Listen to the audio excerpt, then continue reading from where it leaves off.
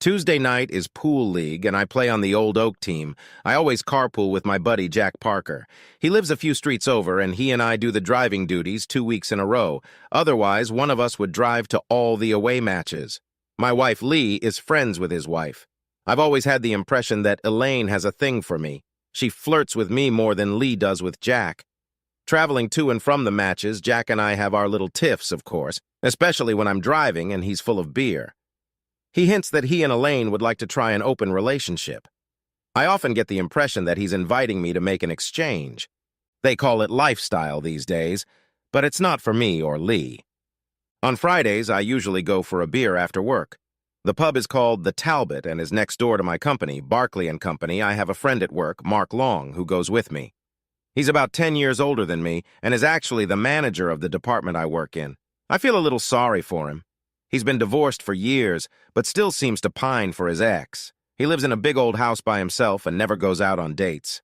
After a couple pints of beer, he starts pining away, talking about the good old days when he was married. Fortunately, he can only drink 3 pints, so I don't have to listen to him for long, and I get home before 9. My wife is originally from China. Her last name is Lee, and although the Chinese put last names first, she is comfortable being called Lee. She goes to a wine bar on Wednesdays with the girls from her office, but she doesn't drink much. She can't drive, so I drop her off and pick her up when she's ready to go home. A couple times, the girls have talked me into stopping for a glass of wine. The Chinese have some habits that are not so common in the West. I shower in the morning, and Lee showers immediately after coming home. If we are not expecting anyone, she puts on night clothes. She treats her sleep clothes more like house clothes, and would happily go in pajamas and slippers to the corner store if I'd let her, although she will wear a robe if her nightgown is too revealing. I often catch her cooking dinner in a sexy nightie.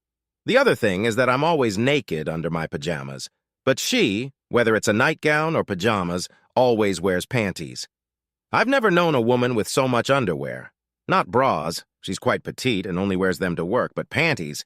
Lee's got tons of them, half a dozen white but delicate, and over a dozen cotton panties, all the colors of the rainbow, plus a few thongs, mostly red or black, and some see-through French knickers.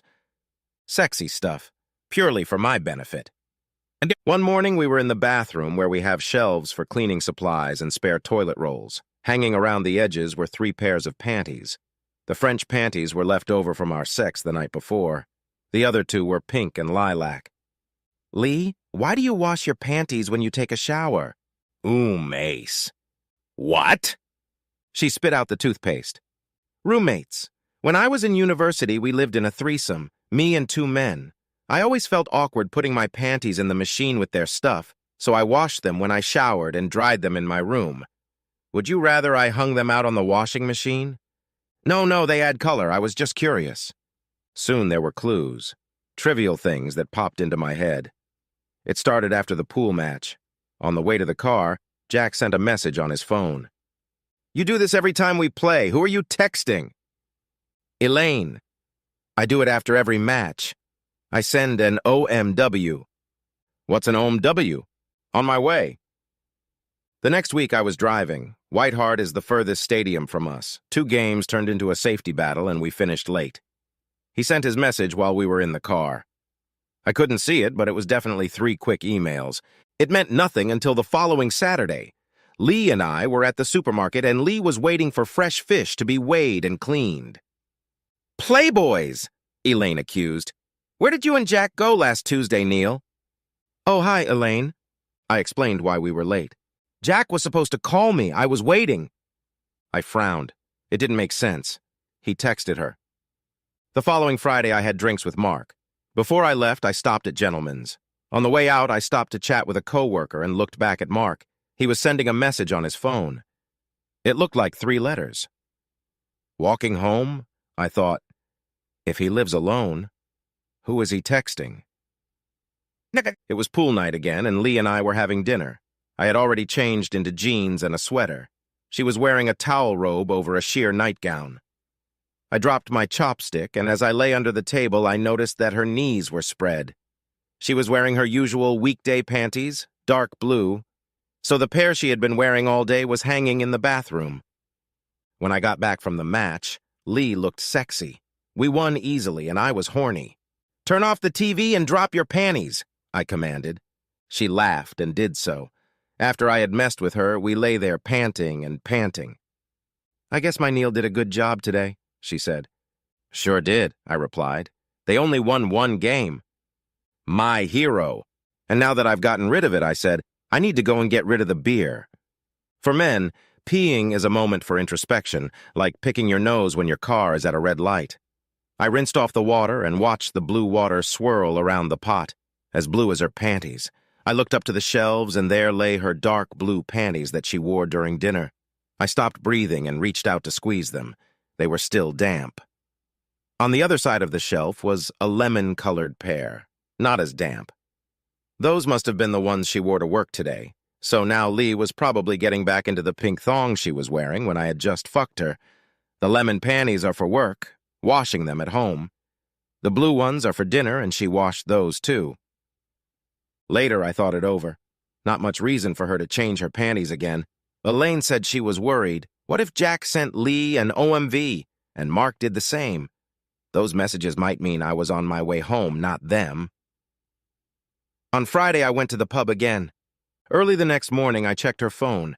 There was an OMW sent as I was leaving the Talbot. After Lee got up, the message was deleted. On Tuesday, I called Jack. "Is it okay if I drive today?" "Sure, why do you want to drive offline?" "I'm thinking of selling the Mondeo. There's a guy in Oak who wants to look at it." We had a pint each and watched the wagoners arrive. I spoke quietly to the guy who was drawing up the entry list and asked to play last. When Jack got up for his match, he threw his jacket over the back of his chair and rolled up his sleeves. I said, "My customer has just arrived. I won't be long." I took his phone from his jacket pocket, walked out into the parking lot, and drove home, bringing the queue with me. I parked on one of the streets and quietly slipped into the house. Taking the thick end of the queue out of its case, I silently walked up the stairs. I mentally envisioned the picture outside the bedroom door. Lee would be lying on his back with his knees up to his ears, and my so-called friend Mark would be drowning in it. I was going to hit him over the head and pondered how hard to do it. I wanted him to get hurt, but I didn't want to be accused of murder. As I opened the door, I realized I had hit the spot. Mark was up to his ears with Lee, her legs resting on his shoulders. Her phone was on the nightstand waiting for an OMV message. I figured I had a couple of seconds before they detected my presence. I used those seconds to my advantage. I swung at Mark and hit him in the right side of the jaw. He staggered to the side and sat on the floor, resting his elbow on the corner of the bed. His injury wasn't serious, but I relieved it with a second punch that only broke his nose. Lee rolled off the bed and stood in front of me. She was about to say something, but it couldn't interest me. I gently touched her face with the cue, smearing some of Mark's blood on one cheek. "If you don't want any of this, back off and be quiet." I would never hit her, so I was surprised when she did as she was told. Perhaps she had never seen me in such a quiet rage before. I lifted Mark to his feet and dragged him towards the door. "Lee, bring all your clothes downstairs, but don't put anything on." In the living room, I ordered Mark to kneel. He dropped like a stone, and I walked around behind him, placing the end of the cue on one of his shoulders. "Answer my questions quickly and truthfully, or you'll get more. So, how many times have you had my wife?"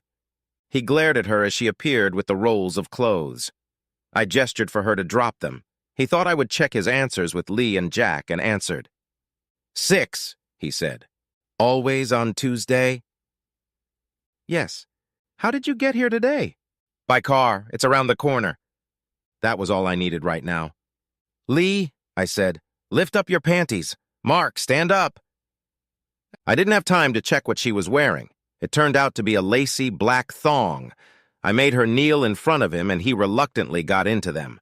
Then I made him put on his shoes, leather lace-up brogues, no socks. I gave him the car keys. "You can go home. I'll keep your wallet and clothes and take some money as payment for the new carpet in your bedroom and compensation for the damage you did to my queue. But one more but, and you'll put it in your mouth." I waved it in front of his face. "And while you're running around the block, think about reorganizing our department. I'll keep your credit cards and driver's license until I get a promotion, and try never to drink at Talbot's again, Friday or any other night. I made Lee go to the window and watch Mark trot down the street. He looked ridiculous, pale buttocks jiggling in a little thong. Then we sat down on the couch. I know you're just raring to explain everything to me, but part of your punishment is that I won't let you do that. I don't want to hear that things weren't what they seem. It was just sex. Or that you love me with all your heart. Just answer me. I decided to test her with a question I already knew the answer to. Who else have you slept with behind my back? Jack. More? No. Why did you do that? She just shrugged. Did you always do it here, or have you ever been to their house? Only once I was at Mark's. You were playing pool with Jack, and I was outside his house fixing my phone. I'd been to Mark's. He was having a housewarming party right after he moved there after his divorce. Great place, much bigger than ours. Now the next part of my plan was starting to emerge, but for now I just had to wait. Jack wouldn't keep me waiting long. Not 20 minutes later, a cab pulled up in front of the house. You can go and let him in, I said to the still naked Lee. Don't try to cover yourself. Just bring him here. I heard him exclaim, Lee! But she didn't say anything back. Neil, he began. Shut up, replied I. Go up to the bedroom. You know where it is. And when you've had a good look around, come back here. I heard him say, Jesus, before turning back. Did you see the blood? He nodded. Did you kill him? He asked. Probably, I grinned. Oh my God. He buried his face in his hands. Now, unless you want to spill some of your own blood, I suggest you answer my questions. I threatened him with the cue, but there was no need. He would work under the assumption that I knew everything. How many times have you slept with Lee? About a dozen. So she started with him. Mark must have added later. Does Elaine know what you've been up to? No, please don't tell her. Oh? I was under the impression you were into that sort of thing. We've talked about it, but we haven't tried it yet. So you agreed that you'd try it first and then let Elaine know how it went. Is that it? No, we agreed to do it together or not at all. She'll kill me if she finds out. Please, Neil, I'm sorry. I'll do anything. That's what every man wants to hear. So, here's the deal. Take me, and Elaine will tell you everything. You go home and tell her you've thought it over, and you've decided that you don't really want another woman. In fact, you want Elaine to have another man? You want everyone to anticipate how she's going to get ready. You know, stockings, lube, and so on. You want to watch her leave the house, not knowing if she'll be back this night or the next morning. You'll be turned on by her telling you all her dirty deeds, and tell her that the man she should start with is me. She'll ask what Lee thinks of all this. She will. I looked at Lee. Tell her that we've had some difficulties and we've been spending some time apart. Nothing serious. Maybe we'll get back together, but right now I'm living here alone and would love some female company. You don't know what the problem is, and you don't know where Lee is staying, but Elaine should talk to Lee tomorrow and she'll confirm everything I've said. She'll say she'd be glad to have Elaine keep me company while we sort things out. Okay. If you can't convince her to start sleeping with me soon, it'll be a divorce for you, with all that entails. Strictly speaking, half of what that entails. In the meantime, I continued, remove yourself from the pool league. I'll explain that I had a family emergency tonight, but I'll be back. Okay. Then you'd better head home. Here's your phone. Get dressed. Meet me tomorrow night at the Oak and let me know if Elaine agrees. As he left, I turned to Lee. You've been very quiet during all of this. Rest assured it was absolutely the right thing to do. Keep doing what I say and you'll come out of this unscathed. We'll be separated for a while. I don't know exactly how long. It depends on how I'm feeling and what's going on with Elaine. Go upstairs and get dressed. Then pack enough stuff to last, say, 2 weeks. 2 weeks? Where am I going? While you pack, I'll sort out the accommodation. Don't worry, we'll keep in touch. I'll change all the locks. But if you need more stuff, you can come any time, if you give me a heads up. While she was upstairs, I called Mark. He too agreed to my instructions. She came back with a large suitcase that looked like she had been packing for a month, which was fine. I didn't know if I wanted her back yet. I called you a cab. Where am I going? To Mark's. He's got a place. Go and kiss his broken nose better, or anything else that hurts. I don't care what you do to him. I want to stay here. Tough. You got what you wanted, now it's my turn. The cab honked its horn. Lend me your phone for a minute. Before returning it to her, I sent Mark a text.